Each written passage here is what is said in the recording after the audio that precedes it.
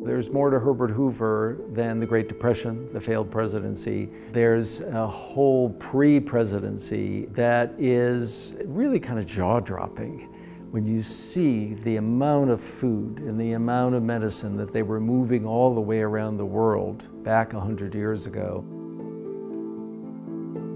In 1921, the world was getting news reports about a famine in Soviet Russia, but it was only when Maxim Gorky, the writer Maxim Gorky, sent out a telegram with an appeal for help from the Western countries.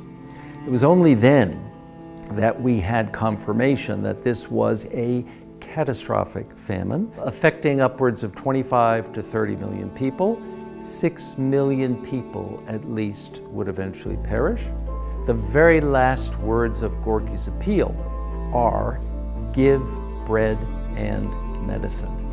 I'm Ukrainian. I come from the Ukrainian educational system. I became interested in this class primarily because nobody talked very much about this time period. I was very interested because I come from that region and a lot of materials were in Russian and in Ukrainian, and I could even see certain villages on the map. I know exactly where it is. I had a personal connection to the story. Each and every class, the students would have a box. This was an individual box from the ARA, American Relief Administration collection. They opened the box up and they're off. It enabled the students to, first of all, to learn how a library and archives is organized, what the various departments are, what it takes to get from the raw documents to the available documentation for researchers to work with. There's a huge range that's down in the archives. A lot of it is documents, like telegrams back and forth between the Russia office and the New York office, but there were a lot of really excellent photographs that were relevant to my work specifically. I was looking at the intelligentsia who benefited from one of the aspects of the relief program that was remittance relief, so you could buy packages and essentially send them to Russia.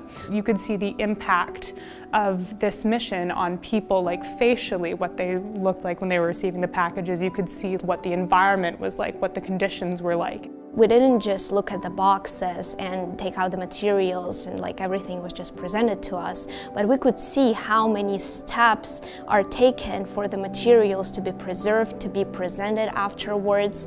And this is very important, especially for me as I'm planning to major in history and I'm planning to do research in the future. I loved seeing people engaging with all these materials.